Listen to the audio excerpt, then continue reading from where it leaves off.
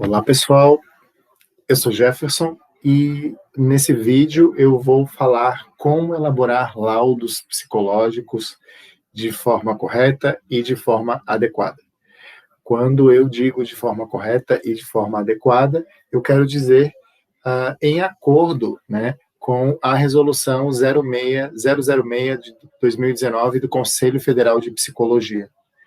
Essa resolução, a 06 de 2019, ela traz regras sobre elaboração de todos os documentos que o profissional da psicologia pode emitir no seu exercício profissional. Já tem um outro vídeo aí no YouTube em que eu falo sobre os outros documentos. Nesse vídeo, especificamente, nós vamos tratar de um documento em particular. Esse documento, eu digo que é um dos documentos mais solicitados para o profissional psicólogo, que é o laudo psicológico. Mas veja, nenhum dos documentos psicológicos, nós, psicólogos, podemos emitir de qualquer jeito, elaborar de qualquer jeito. É necessário que a gente observe todos os aspectos técnicos e éticos que se encontram descritos, pormenorizados, em detalhes, lá na Resolução 006 de 2019. Eu vou deixar na descrição aqui do vídeo um link para a resolução, caso alguém não tenha esse link. Bem, lembrando, lá na Resolução 06 de 2019, vai ser tratado sobre diferentes documentos, né? Esses documentos, como exemplos, nós temos a declaração, o atestado psicológico, o relatório psicológico ou multiprofissional, o laudo psicológico e o parecer psicológico. Aqui nesse encontro, aqui nesse vídeo, nós vamos tratar exclusivamente do laudo psicológico. Bem, o que é um laudo psicológico, né? Antes de tudo, o laudo psicológico, ele é o resultado de um processo de avaliação psicológica. Ele é um documento, né? Mas ele é um documento que expressa necessariamente o resultado de um processo de avaliação psicológica. E esse documento, esse laudo, ele sempre vai ter uma finalidade, né? E essa finalidade é subsidiar alguma decisão associada ao contexto em que surgiu a demanda desse documento, né? Então, basicamente, o que tem é uma decisão a ser tomada e a necessidade conjunta de vamos falar assim, de uma avaliação do paciente para uma melhor decisão dentro daquele contexto, né? Então, o documento, o laudo psicológico, ele apresenta informações técnicas e científicas dos fenômenos psicológicos. Ele deve sempre considerar os condicionantes históricos e sociais da pessoa, do grupo e também da instituição atendida. A gente vai perceber que o laudo ele pode falar sobre pessoas, ele pode falar sobre pessoas e instituições, ele pode falar sobre instituições. Então, é fundamental a gente ter um pouco de noção aqui, nesse sentido. Esse documento, ele é uma peça de natureza e valor técnico-científico. O que isso significa, né? Que é necessário que ele contenha uma narrativa detalhada e didática. Detalhada é porque ele deve trazer certas informações de forma pormenorizada. E é didática porque deve ser claro, né? O texto do laudo psicológico, ele deve apresentar precisão, então as palavras não devem gerar, qualquer palavra do laudo psicológico não deve gerar algum tipo de interpretação dúbia, ou ela não deve levar a interpretações dicotômicas, né? É bem fundamental que seja expressado aquilo que quer ser expressado, né? E harmonia no texto. Tudo isso vai tornar o documento acessível e compreensível ao destinatário, né? O que acontece? Um laudo psicológico, ele pode ser solicitado por diferentes fontes, né? Então, a gente pode ter uma solicitação médica desse laudo psicológico, nos casos, por exemplo, de certas cirurgias. Nós podemos ter a solicitação do Poder Judiciário, de um juiz, por exemplo, diante de uma determinada demanda, familiar ou não. Podem ter demandas relacionadas a concurso público. Então, é bem fundamental que a gente compreenda no primeiro momento em que a gente está com essa pessoa atendida, com esse paciente, com esse cliente, com esse avaliando, que a gente entenda qual que é a necessidade, qual que é a lógica desse documento, né?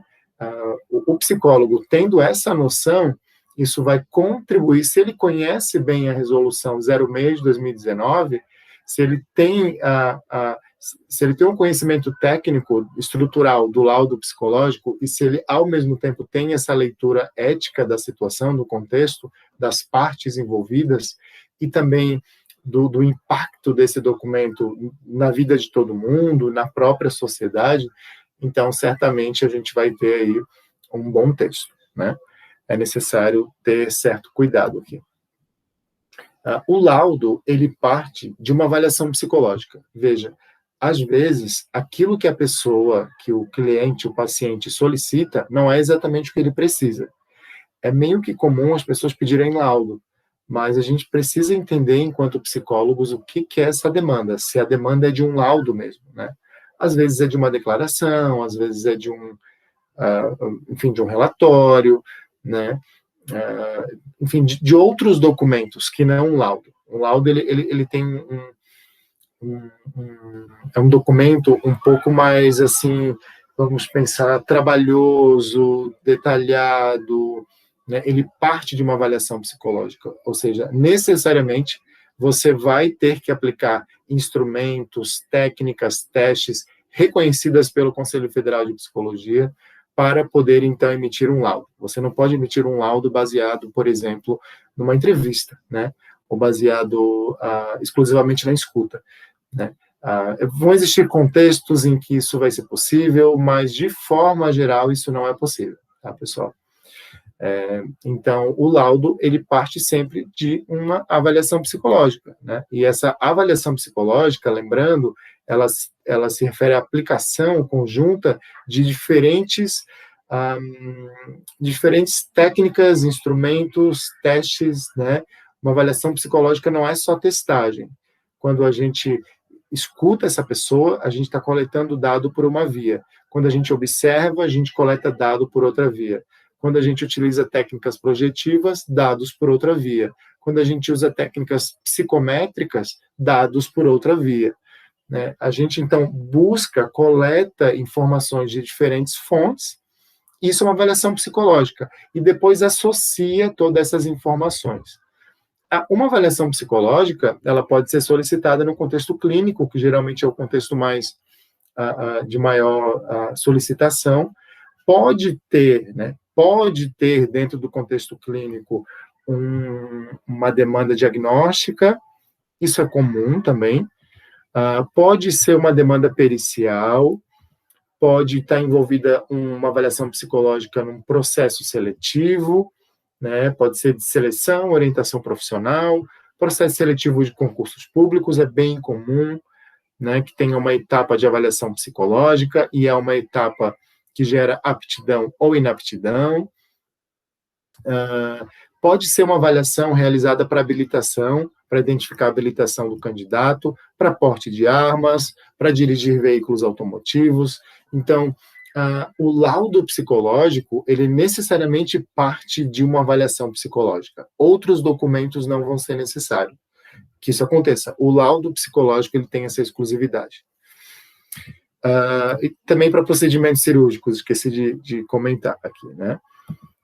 Bem, o laudo psicológico, ele sempre, como ele parte de uma avaliação psicológica, primeiro você vai fazer a avaliação psicológica, você vai fazer as entrevistas, as escutas, as observações, aplicação de técnicas, de testes.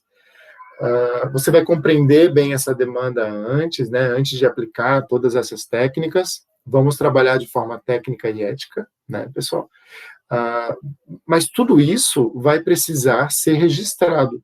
Todo esse bocado de informações que a gente levanta sobre essa pessoa, que a gente relaciona, né? Tudo isso precisa ser agrupado em algum lugar, né? Todas as suas observações, tudo aquilo que você anotou sobre o paciente, os resultados das técnicas, dos testes, né? Tudo você vai deixar registrado na pasta desse paciente, desse avaliando, né? E aí, o laudo psicológico, ele vai ser emitido a partir da análise conjunta desse seu registro documental. Então, basicamente, você precisa ter um registro de tudo isso, né? Você não pode ter só um documento de laudo, né? Não, você precisa ter, digamos, todas as fontes, né? Todos os resultados, as observações, todas as coletas de dados, os resultados das coletas de dados que você realizou durante o processo de avaliação. Quando eu falo que, quando a resolução 06 de 2019 diz que o laudo psicológico precisa ser construído com base no registro documental, ela está dizendo que você tem que guardar tudo isso, né? E você vai ter que guardar tudo isso por 5 anos, tá, pessoal? Sempre, né, a elaboração de um laudo, ela sempre deve, antes de qualquer coisa, considerar a demanda, né? E no primeiro contato com essa pessoa, a gente tenta entender a demanda. Se é demanda para um laudo, se é um laudo que é necessário, se você consegue fazer esse laudo, né? Se você tem conhecimento técnico, se você tem um instrumental necessário, se você ao menos sabe quais são os instrumentos, né, que são aprovados pelo Conselho Federal de Psicologia. Para quem não sabe, tem o site do SATEPS para pesquisar. Mas o laudo psicológico, ele precisa considerar a demanda, né, os procedimentos, o raciocínio técnico científico da psicologia, da profissão, precisa estar fundamentado, né, teórica e tecnicamente, né, assim como suas conclusões e recomendações, né, sempre considerando a natureza dinâmica e não cristalizada do seu objeto de estudo, né. A própria narrativa, né, do laudo psicológico, ela não deve ser uma narrativa que cristalize aquele indivíduo, né. Fulano é assim, né, Beltrano é assado. Acho que a gente precisa responder a certas demandas, mas tomando certos cuidados aqui na hora de apresentar o indivíduo, o sujeito. O laudo psicológico, ele deve apresentar todos os procedimentos que você realizou e todas as conclusões geradas pelo processo de avaliação, ou seja, pelo conjunto dos procedimentos, das técnicas que você utilizou ao longo do processo, né? E quando a gente faz uma avaliação psicológica, é bem comum a gente coletar informações de diversos âmbitos, e muitas das informações, elas não nos ajudam a responder à demanda. Elas são secundárias, né? Elas são importantes, mas elas são secundárias em relação à demanda que se apresenta, né? Então, o laudo psicológico, a gente não vai colocar todas as informações que a gente coletou.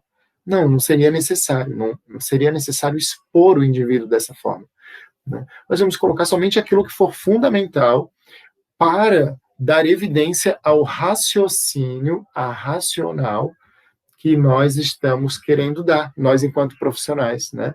Que nós estamos querendo trazer de informação para aquela pessoa que solicitou esse documento, né?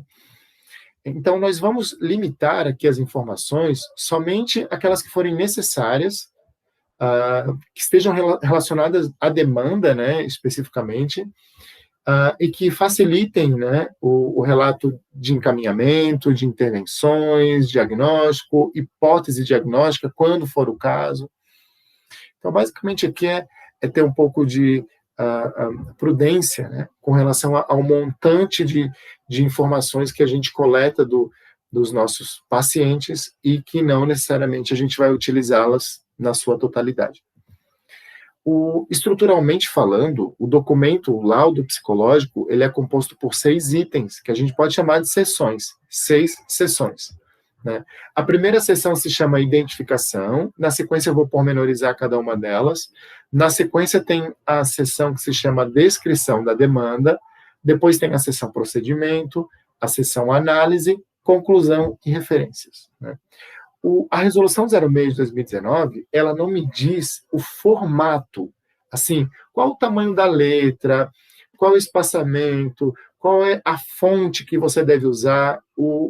A resolução, ela não é taxativa nesse sentido, né? Ela só diz assim, é necessário que tenham essas 6 seções no seu documento.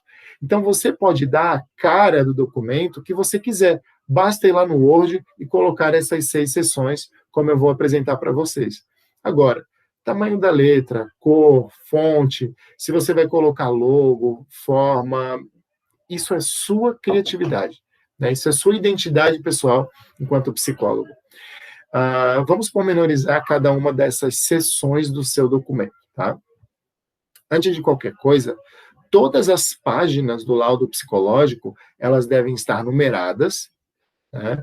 E, além disso, todas as páginas devem estar com a sua rubrica, com exceção da última página, que ela recebe a sua assinatura. Eventualmente é a mesma que a rubrica, tá? Mas, então, é fundamental que isso fique. Todas as páginas são numeradas e todas as páginas recebem sua rubrica, com exceção da última página, que deve necessariamente receber a sua assinatura. Vamos falar sobre a estrutura do laudo psicológico. A primeira seção, ela se chama identificação, né? Começa com o título.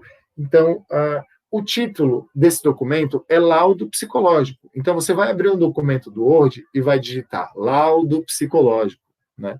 Veja, Jefferson, o título pode ser laudo? Não, não pode. Pode ser laudo técnico? Não, não pode. Né? De acordo com a resolução, é laudo psicológico. Então, abra um documento do Word e digite laudo psicológico. O tamanho da letra desse título, se vai ficar centralizado à esquerda, à direita, negrito, isso é a seu gosto, a seu critério. Então, você vai colocar lá no início da página laudo psicológico. E depois você vai digitar identificação. Bem, nós temos ali nome da pessoa ou instituição atendida, né? Esse é o primeiro tópico da seção de identificação, né? Aqui está como o segundo tópico, tá, pessoal? Depois do laudo psicológico, que fica como sendo o título do documento, aparece, então, o nome da pessoa ou instituição atendida. Aqui é o nome da pessoa que solicitou esse laudo, né? Aliás, perdão, não é da pessoa que solicitou o laudo, não, tá? A pessoa que solicitou o laudo geralmente é uma terceira pessoa. Então, geralmente, o médico solicita um laudo para o João, né? Ou o juiz solicita um laudo referente ao João, né? Então, o solicitante não é o João. O João aqui, essa pessoa sobre quem nós vamos emitir o laudo, ele seria a pessoa atendida, né? E o nome da pessoa atendida aqui é sempre o nome completo dela ou o nome social completo. Nome social completo, pessoal, não importa, tá? Não importa como essa pessoa se apresenta. O nome social dela que deve aparecer aqui no nome da pessoa ou instituição atendida. Então, digitei laudo psicológico, né? Depois identificação, nome da pessoa atendida e o nome da pessoa atendida. A gente pode colocar aqui também alguma outra informação sociodemográfica. Eu, particularmente, gosto de colocar o CPF, pode ser data de nascimento, idade, alguma informação que possa, de alguma forma, contribuir, né, com algum dado de alguma maneira. O segundo tópico é nome de solicitante. Aqui sim entra o nome da pessoa que solicitou para o João, vou chamar de João o paciente, tá? Então, o João veio até o Jefferson, que sou eu, e me solicitou um laudo. E quando eu perguntei para o João por que ele queria um laudo, ele disse porque o psiquiatra dele solicitou, né? Então, veja, nome da pessoa atendida é o João. Nome de solicitante, aqui é quem solicitou o documento, né? Então, é o médico, né? Então, vai ser o nome do médico, o CRM do médico e a sua especialidade. Pode ser também um determinado juiz de uma determinada comarca, pode ser uma determinada banca de concurso público, né? Pode ser aqui uma infinidade de coisas. Depois nós temos uma subseção chamada finalidade, né? Aqui na finalidade, nós vamos fazer uma descrição bem breve do motivo do pedido. Então, por exemplo, né, o João vai fazer uma cirurgia, um procedimento cirúrgico de não sei o quê, e precisa desse documento, né? Por exemplo. Isso seria uma descrição da demanda, né? Ou então, assim, uma outra finalidade aqui, né? Poderia ser fulano está participando da etapa de avaliação psicológica do concurso público e, para isso, ele precisa de uma avaliação psicológica. Enfim, aqui a finalidade seria uma descrição do porquê esse pedido, né? Mas, Jefferson, como é que eu vou saber essa informação? No primeiro momento que você encontra o paciente, né, essa pessoa que precisa desse documento, você vai tentar entender isso com ela, né? Mas quem pediu isso para você, né? Qual que é a finalidade disso? Essas são as informações que você vai colocar aqui, né? E depois aparece o nome do autor. Aqui o nome do autor é quem está produzindo esse documento. No caso, necessariamente o psicólogo. Vai o nome completo do psicólogo, vai o seu nome psicólogo e o seu número de registro no Conselho Regional, tá? Isso tudo forma a seção que a gente chama de identificação. Então, vai ter o título no início da página, depois identificação, nome da pessoa atendida, que é a pessoa sobre quem nós estamos realizando essa avaliação psicológica, o nome de solicitante, que é quem solicitou para essa pessoa o laudo psicológico, a finalidade desse laudo, qual que é a justificativa, por que a pessoa lá solicitou esse laudo, e o autor do laudo, que é o psicólogo, com o seu registro no Conselho Regional de Psicologia. Isso forma a primeira seção do documento. A segunda seção é a descrição da demanda. Aqui, nós vamos escrever como que num tamanho de um parágrafo, mais ou menos, as informações sobre o que motivou a busca pelo processo de trabalho prestado, indicando quem forneceu as informações e as demandas que levaram à solicitação do documento. A descrição da demanda constitui requisito indispensável e deverá apresentar o raciocínio técnico científico que justificará os procedimentos utilizados. Então, aqui nós temos duas grandes informações. Primeiro, eu vou descrever melhor aquilo que eu havia colocado de forma muito breve aqui na finalidade, né? A finalidade é uma expressão muito simples da razão para essa avaliação. Aqui na descrição da demanda, a gente vai pormenorizar, né? Então, por exemplo, eu trabalhei em uma determinada ocasião com um paciente que ele era homem trans, né? Então, aqui na descrição da demanda, no caso desse paciente, ele iria fazer um procedimento cirúrgico. Então, aqui na descrição da demanda, eu coloquei que ele era um paciente que fazia acompanhamento num laboratório trans há tanto tempo, vinha sendo acompanhado por médicos, fazia uso de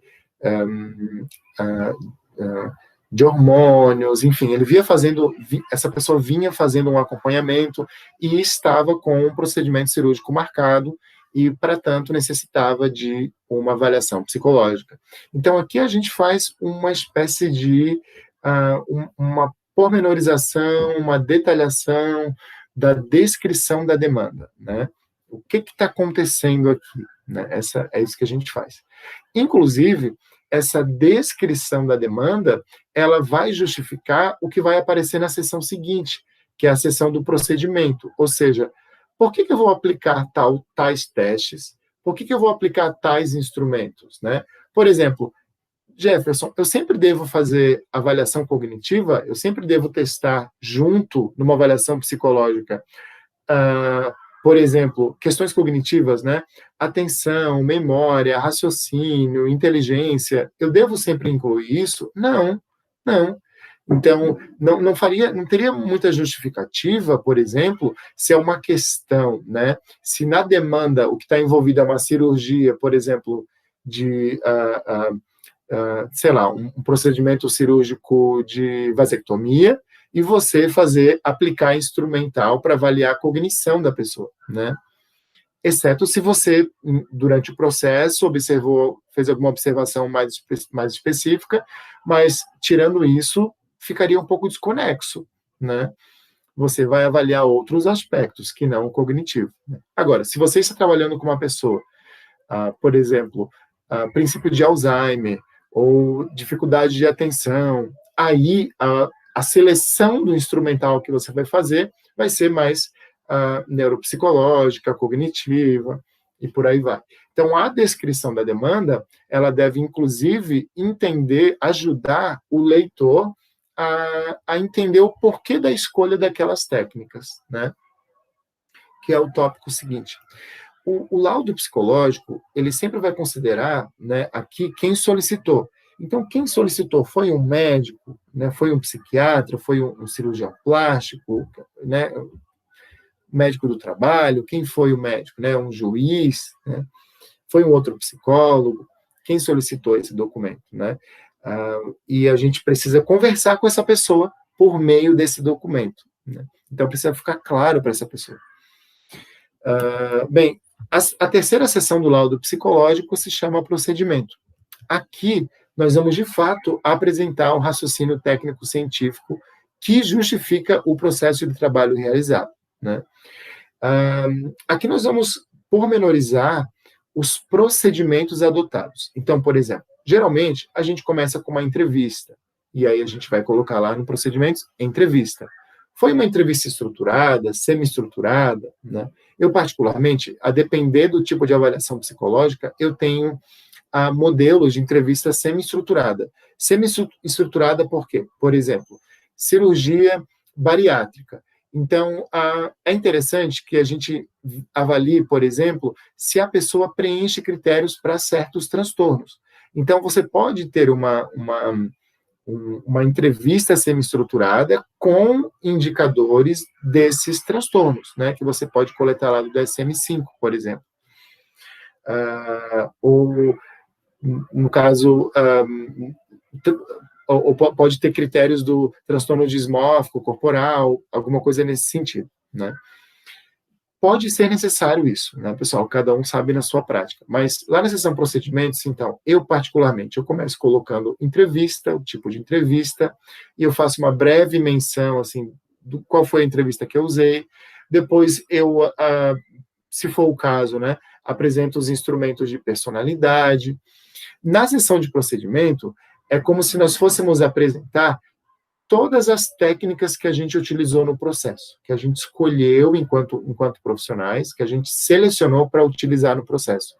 Entrevista, observação, testes cognitivos, técnicas projetivas, testes de personalidade, tudo aquilo que você utilizar. Entrevistas com pais, com terceiros. Podem, de acordo com a resolução, a gente deve utilizar técnicas reconhecidas pelo Conselho Federal de Psicologia. Porém, você pode utilizar uma ou outra técnica em conjunto que não seja, digamos, reconhecida pelo Conselho Federal de Psicologia. Porém, o seu raciocínio não vai poder estar embasado, a sua conclusão nesse laudo não vai poder estar embasado nessa técnica, tá? Então, por exemplo, existe uma técnica que se chama questionário desiderativo. Eu, particularmente, gosto muito de utilizar. É uma técnica que não está lá no Conselho Federal de Psicologia, mas eu uso essa técnica entre outras técnicas, né? E também ela tem evidências de validade, né? Tem aí alguns artigos, alguns estudos que a gente encontra na internet. Então, o procedimento é onde a gente vai colocar todos os instrumentos, todas as técnicas que nós utilizamos para coletar dados com aquele paciente. Depois que a gente, então, apresenta todos os instrumentos, a gente vai para a sessão de análise. Na sessão de análise, a gente vai trazer os resultados, as observações que a gente fez em cada uma daquelas técnicas, em cada um daqueles procedimentos. Então, por exemplo, primeiro, lá no procedimento, eu coloquei que fiz uma entrevista semi-estruturada. Então, na análise, eu começo falando de alguns dados fundamentais da entrevista, que eu observei, que eu coletei. Depois, eu disse lá na seção de procedimentos que eu apliquei um teste de personalidade NEL-PR. Então, eu vou colocar lá uma síntese dos fatores, dos traços de personalidade que eu identifiquei, né? E que estejam relacionados com a demanda, claro.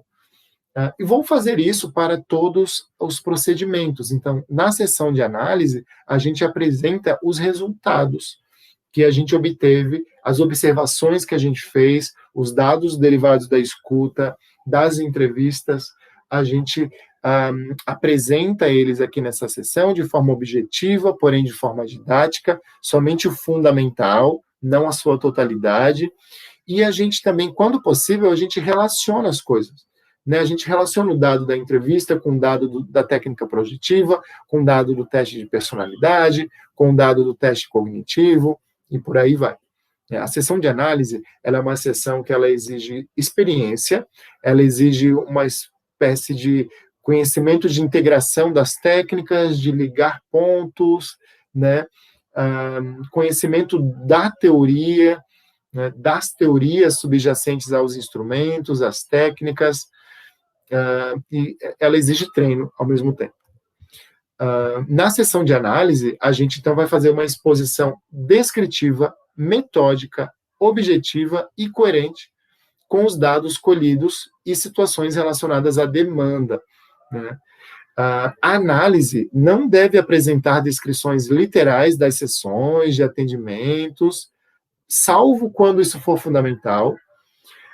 Nessa exposição, também deve-se respeitar a fundamentação teórica que sustenta o instrumental técnico utilizado. Aqui, pessoal, é muito importante uma reflexão de que, por exemplo, quando a gente faz uma avaliação da personalidade, ou quando a gente utiliza técnicas ou testes para avaliar a personalidade, né, no nosso laudo psicológico, na avaliação psicológica que deu origem ao laudo psicológico.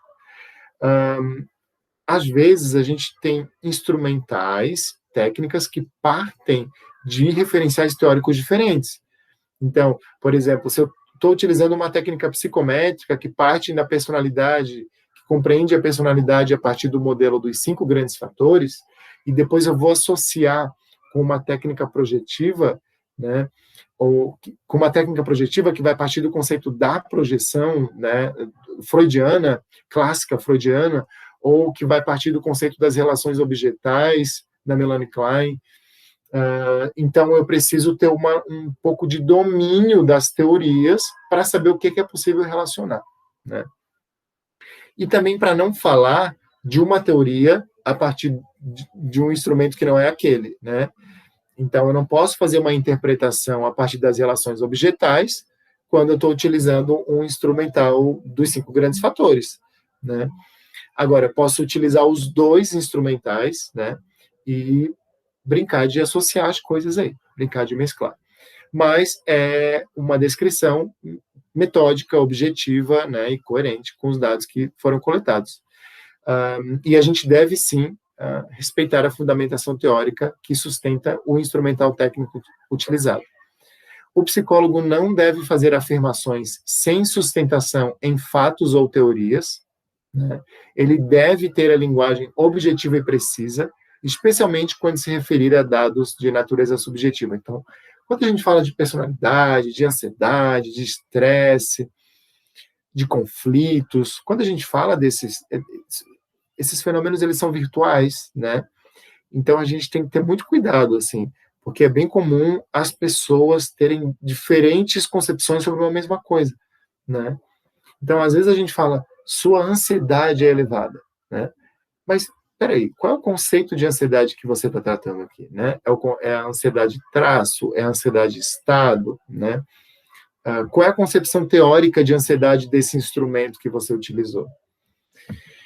Depois da sessão de análise, então, veja, nós já dissemos quais os instrumentos nós aplicamos, quais técnicas nós realizamos, trouxemos a análise, que foi uma apresentação do que a gente observou nessas coletas, agora é hora de concluir, né?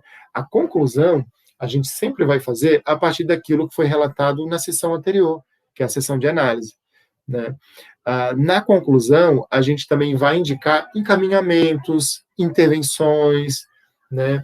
A gente vai responder aquela pergunta que foi feita lá que chegou para a gente, né, na forma de demanda, a gente vai responder e, quando for necessário, a gente vai encaminhar essa demanda, vai oferecer ou sugerir intervenções, propor intervenções, né? O final, né, orientar o projeto terapêutico daquele paciente. No final, o documento ele deve ser encerrado com indicação do local, data da emissão do documento, carimbo, em que conste nome completo ou nome social do psicólogo, acrescido da sua inscrição profissional no Conselho Regional, né? Como eu já falei, todas as laudas numeradas, rubricadas da primeira até a penúltima página, até a penúltima lauda, e a assinatura da psicóloga na última página. E aí, no final do laudo psicológico, é facultado ao psicólogo destacar que esse documento não poderá ser utilizado para fins diferentes do apontado no item de identificação, e por aí vai. E, na verdade, a gente acaba com a seção de referências, né? O que são as referências num laudo psicológico? Quando você utiliza testes ou técnicas, você faz a interpretação de um score, de um resultado, que a pessoa viu num borrão. Essa interpretação ela é feita a partir de um manual. O manual é um livro, ele tem ISBN, né, ele tem autores, então ele deve ser referenciado, né? Da mesma forma, você pode trazer lá na sessão de análise, para defender o seu posicionamento profissional, você pode trazer artigos, você pode trazer elementos teóricos, né, teoria, e aí tudo deve aparecer referenciado. Não vamos esquecer que um laudo psicológico ele é um documento de natureza técnica e científica, né? Então é necessário que tenha essa compreensão e esse caráter relativamente, né, científico. As referências, é obrigatório a informação das fontes científicas, né, ou das referências bibliográficas utilizadas, pode ser em formato de rodapé, isso é trazido até como referencial, eu particularmente coloco como uma outra seção, né, uma seção específica separada. Pessoal, esse então é o laudo psicológico que eu gostaria de ter apresentado para vocês. Espero que possa ter ajudado de alguma forma. Fazer laudos psicológicos não é uma tarefa difícil. A primeira vez que a gente faz, a segunda vez que a gente faz, são momentos em que a gente tem um pouco mais de dúvida, mas com certeza, conforme a gente vai tendo a prática o exercício da escrita de laudos psicológicos, ele vai ficando cada vez mais simplificado para fazer, né? Lembrando, para finalizar aqui esse vídeo, que o laudo psicológico ele é um documento que ele parte de uma avaliação psicológica. Então, necessariamente, a gente precisa ter feito uma avaliação psicológica para poder emitir um documento como esse, chamado laudo psicológico. Tá bom, pessoal? Espero que vocês tenham gostado.